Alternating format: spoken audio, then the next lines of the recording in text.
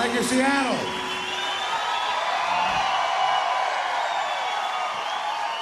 Thank you and welcome, and thank you for a day without rain. I don't know how it happened.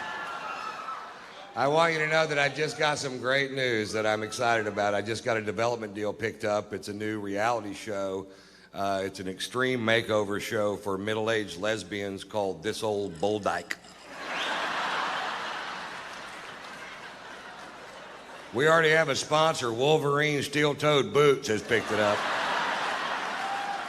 We had another title, but the censors nixed it. It was originally going to be called Pimp My Muff.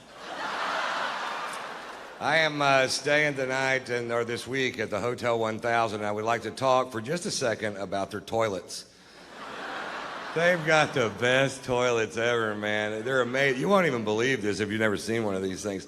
Number one, the seat is heated. Now, that doesn't sound like a lot, but if you're used to a cold toilet seat and then you sit on a warm toilet seat, it's nice. It like relaxes your bowel muscles and kind of just helps you crap, you know. It's really nice.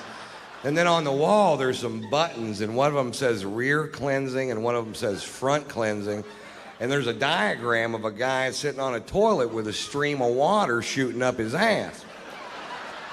So I pushed the button, and all of a sudden, I'm that guy.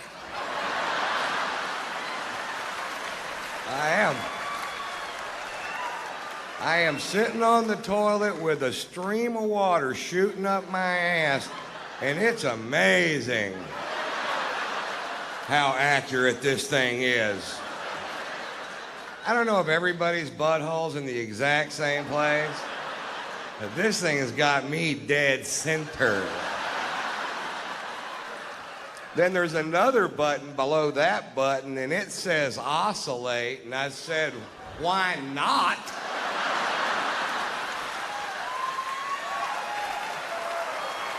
Now I have a rotating stream of water shooting up my ass. And it was at that moment that I realized that 50 million gay men can't be wrong.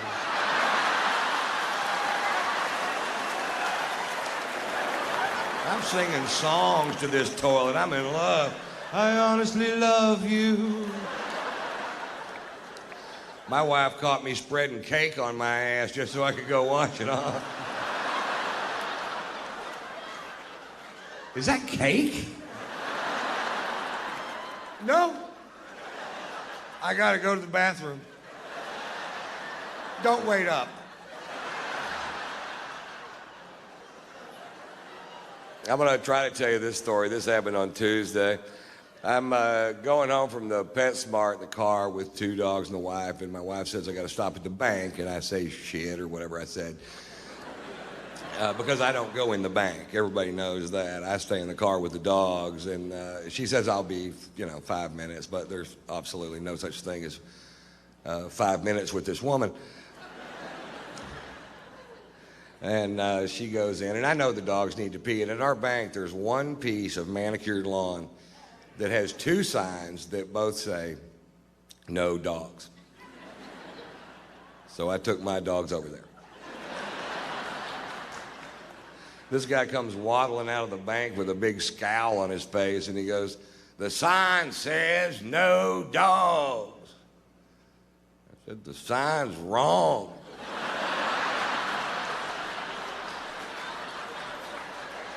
That sign should say two dogs.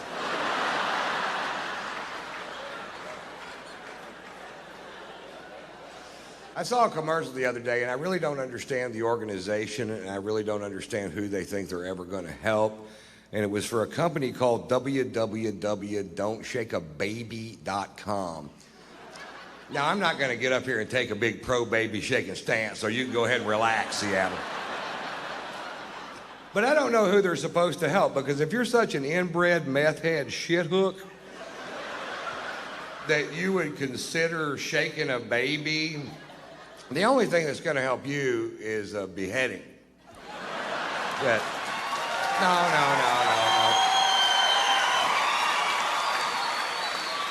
Now, I know there's people in the audience tonight going, but Ron, but Ron, what if the baby's asking for it?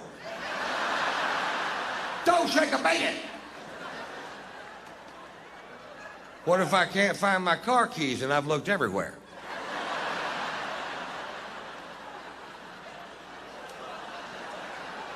Yeah, even then. I went on to www.don'tshakeababy.com, and they have links to similar websites. They have a link to www.don'tstickyourdickinaToaster.com, and they have a link to www.don'tshoveaferretinyourass.com. And there's a lot of reasons why you don't want a ferret in your ass, because they're not like gerbils. They've got fangs and claws and a lot of shit you don't need in your ass, man. I got a ferret in my ass right now. I was at the hotel on the toilet a while ago, and he popped his head out of my butt, started washing his face in that little oscillating stream of water.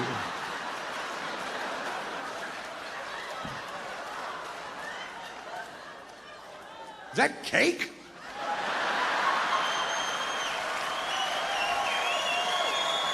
No! Certainly not cake. I got a little trouble. Did you guys hear anything about that? I'll tell you what happened. I had 2 sold-out shows in Fort Pierce, Florida, and we were going to land in Vero Beach, Florida, and I have an airplane that you guys bought me. Thank you. It's nice. It is really cool. And we land at Vero Beach, and when we land, I look out the window, and there's 3 cops standing there, and which is no big deal to me because cops love me, and so do firemen. And a lot of times I'll get a police escort from the airport to the venue, and this wasn't one of those times.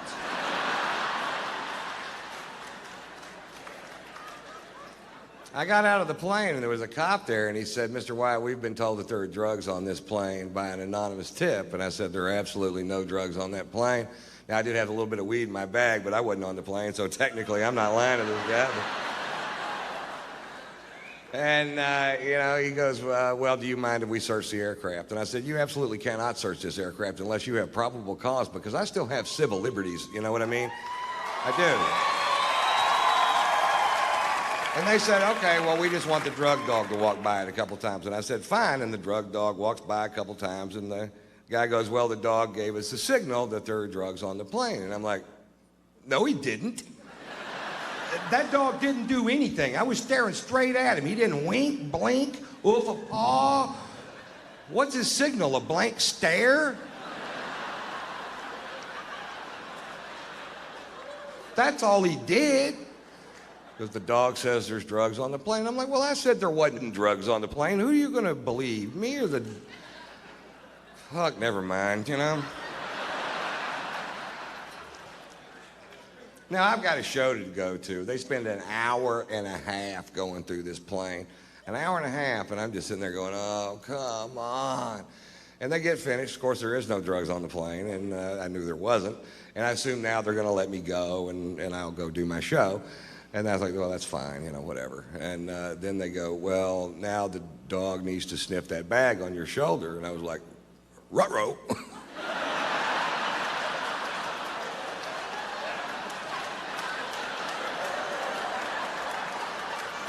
They found 7/8 of a gram of marijuana in my bag.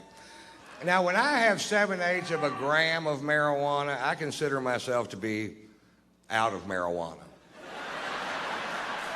That is no weed. And it's medical marijuana. It was prescribed to me by a doctor in California where I live. And I told the cop that, and he said, "Well, what did you tell a doctor to get a prescription for marijuana?" And I said, "Well, the doctor said, 'Do you have any symptoms that marijuana helps alleviate?' And I said, 'Well, I get bummed when I run out of weed.' Marijuana cures that." They handcuffed me and put me in the back of a cop car. and took me to jail. Now, I'm not whining about that. I broke the law. That's fine. But fuck, this is Florida. These cops drove by 3 meth labs and a dead hooker just to get there. They processed me through county jail. Now, for whatever reason, I had a bunch of cash on me. I'd been on the road for a while. And now they got to count it in front of me. And this guy comes over and he goes, "Hey, man, I'm going to have to count that money and you're going to have to watch." And I'm like, fuck, not you. No. This money's in banded $5,000 stacks. And he picks one of them up and he goes, "One Mississippi." He didn't really say Mississippi, but he fucking could have. 2 Mississippi. And I go, "You can't do it that way. It'll take forever. Just take the band off and start counting. 1, 2, 3, 4, 5. When you get to 50, that's 5,000. Then just start the next stack." And he goes, "That's a good idea." That's what he said. So he counts the second stack and he goes, "Hey, buddy, wait a minute. There's only 42 in this one." I said, "Oh, that's okay. Just get 8 more out of this one. Put it in this one. Now you have 2 stacks of 50. That's $10,000. I'm teaching this motherfucker how to count." I was in jail for an hour and a half, and I don't know how word gets out so fast, but when I walk out of the jail, there's a big truckload of kids, and they have these signs that say, "Free Tater."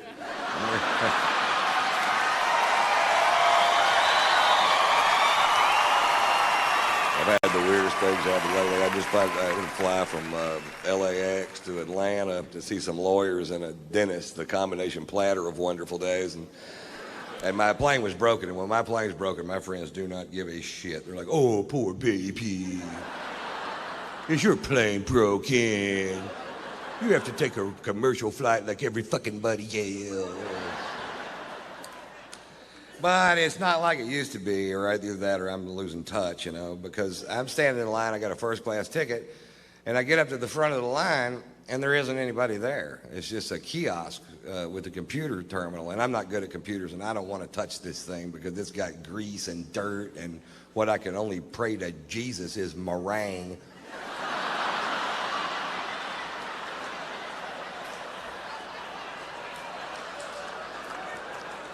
But it works pretty good, you know. I swipe my card through there, and up pops a diagram of the aircraft, and it shows all the seats on the plane. And it shows which ones are occupied so you can choose your own seat. And that is almost a great idea. What would make that a great idea is if there was a photograph of the person sitting in that chair.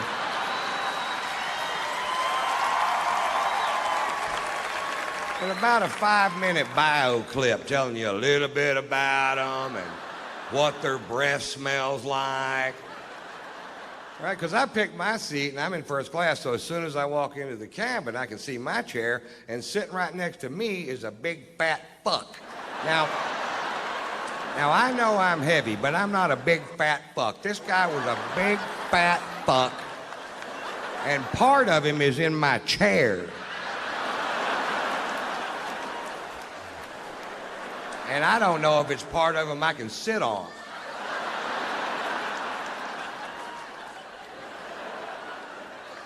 Hey, I've got a little tip for the morbidly obese, and I don't mean to sound cruel, but once you get to 550 pounds, stay home and go for the record. I'll sponsor you.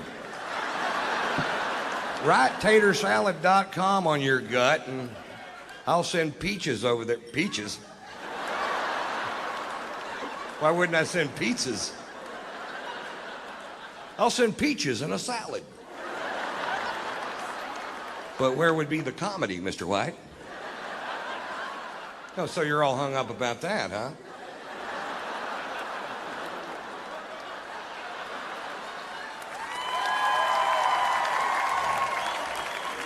Okay, I'm just going to try to do that line right, just in case we decide to do it that way. I'll send pizzas over there.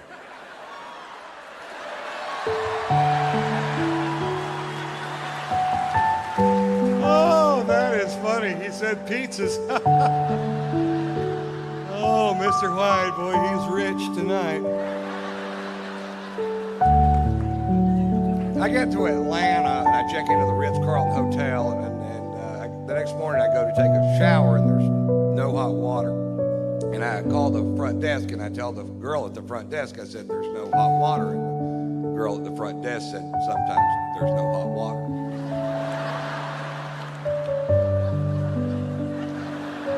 Didn't I just tell you that? I said, I've stayed in $20 a night motels where water was so hot you could cook your nuts with it.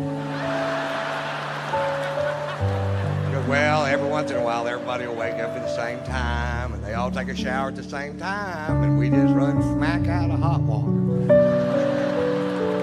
You guys didn't think about that. They thought about it at the Motel 6. But that whole concept of people wake up in the morning with shit to do got right by the Ritz-Carlton Hotel.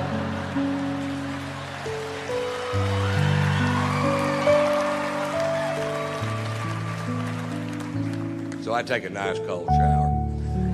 Then I gotta go meet with these lawyers. Now I hate lawyers. I just can't stand them, and I hate them worse than you do, no matter how much. Have you ever seen a video of that guy shooting his lawyer, and his lawyer's trying to hide behind that little tree, and he just keeps shooting? That's the funniest fucking thing I've ever seen in my goddamn life. I've got that on my video iPod, and if I just need a chuckle sometime during the day, I just hit the play button. Play, pow, pow, pow, pow, ha, ha, ha, ha, ha. Play, pow, pow, pow, ha, ha, ha, ha, ha. Play, pow. I do that till I come.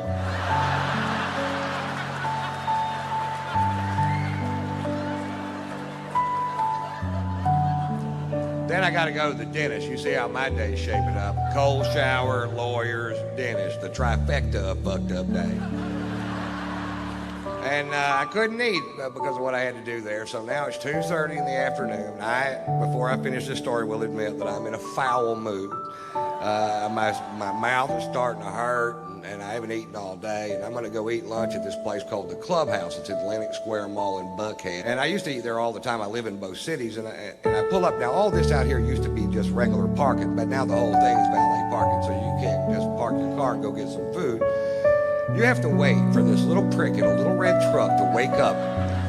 But he isn't going to wake up because he's got on headphones and mirrored sunglasses. And he's looking the other direction, watching these two girls walk down Peachtree Boulevard. And I can tell by the whole scenario that they're not going to be out of his line of sight for 20 minutes. There's nothing going to get in the way. So I'm like, fuck, do your job. And I decided, well, I'll just park the car myself. And the only space I saw was right next to his truck. And I'm going to park the car myself. And then once he sees I'm going to park the car myself, he jumps out of his truck and he gets militant. And he jumps in front of my Range Rover. And he puts his hands on the hood. And he goes, nobody parks their own car in this parking lot. I park the cars in this parking lot. Well, I rolled down my window and very politely said, get out of my fucking way.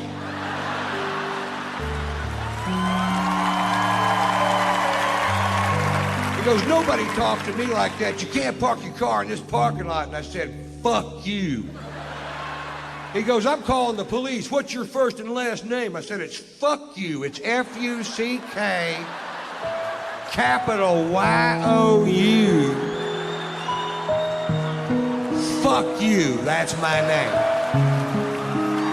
He gets on his radio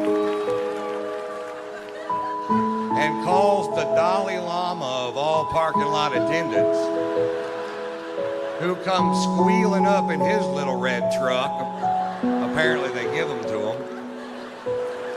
He hops out of the truck like he's gonna do something. He immediately recognizes me, and you see this big, oh shit, wash over his face.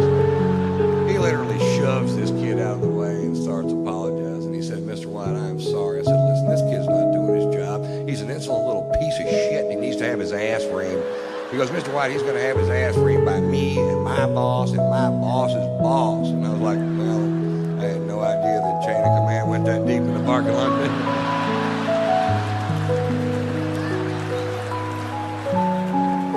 He said, Mr. White, let us take your Range Rover. We'll wash it for you. We'll fill it up with gas. We'll park it, no charge. I said, don't park it here. I don't want this little prick to kid. He said, we'll park it on the other side. And I said, fine. So I go have a nice lunch and take more pain pills. Getting a little better mood.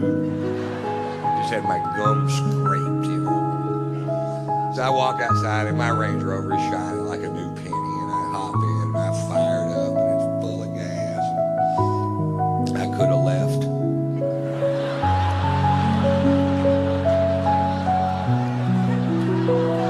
But instead I drove back over there where that kid was. I rolled down my window and he rolled down his window and I went, how'd that work out for you? Pretty good?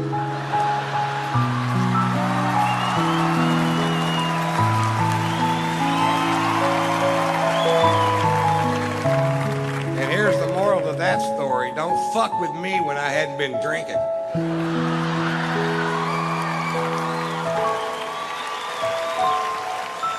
Pulitzer Prize-winning author Norman Mailer died last year at the age of 84 years old. For the last 60 years of this man's life, he drank to excess every day. He was married 6 times. He smoked pot. He stabbed his second wife. And I've never read one of his books, but I got to tell you, I'm a huge fan.